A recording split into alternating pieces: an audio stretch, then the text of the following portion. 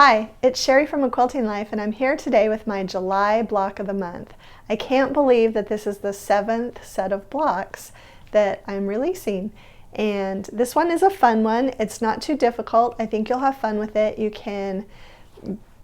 gives you a lot of options for customizing and for switching up the colors.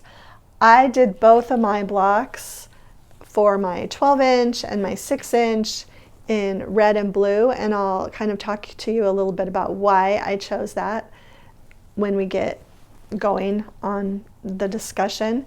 But the possibilities are really endless. You could do your pinwheel in 4 different colors, or the outer corners in a different color than the pinwheel. So anyway, let's get started. I'll show you the blocks and give you some tips and tricks.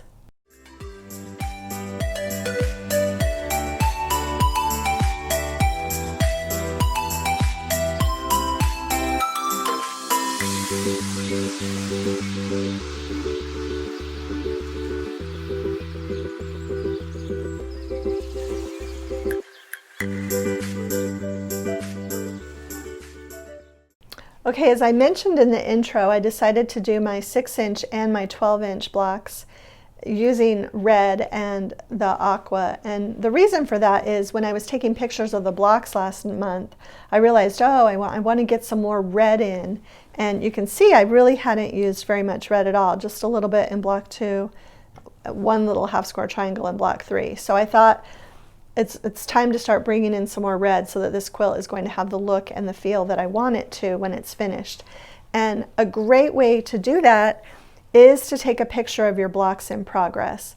And I take pictures of my blocks each month so I can put them on the blog and use them for the video. But really, that is what helps me more than anything kind of keep my colors evened out. So I feel like I'm even going to have to do red as a major color in another block or 2 down the road. And then I'll show you the 12-inch blocks. It's kind of the same thing. I noticed when I took my picture of those that I hadn't used a lot of red in those blocks either. See, I haven't used it at all in the first 4, 5. Actually, I hadn't used it at all. So definitely needed to put some red in.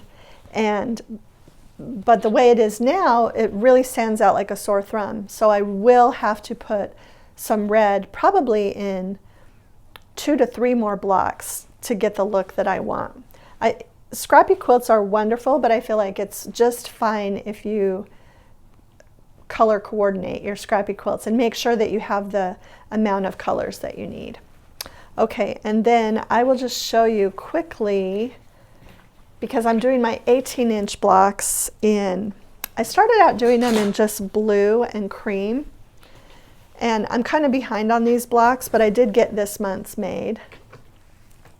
And I decided to add in red to the mix also, and it's okay because I've only made 2 that are just the blue and the cream.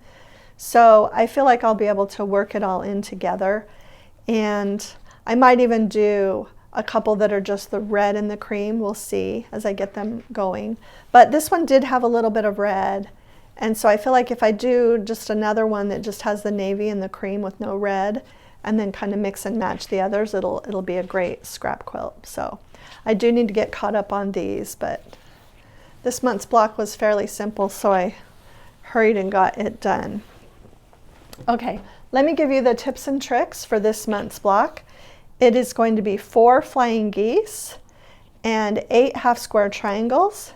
And as I mentioned in the intro, you could use different fabric for the outer half square triangles than you use for the pinwheel. You could make the pinwheel half square triangles from 4 different fabrics.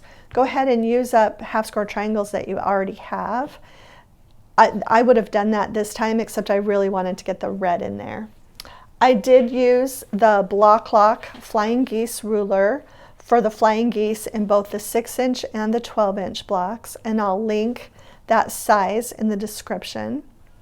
If you are doing all of your half square triangles from one fabric, I feel like the half square triangle paper is a good way to go on that. If not, just the sizing up and trimming down method that I also share is probably a good way to go. So this month's block is simple and fun, and it will be fun for me to see all the different combinations that you use for your blocks. Okay, so I hope you enjoyed this short video on the July block of the month. I will have all of the products that I mentioned and the pattern link in the description below.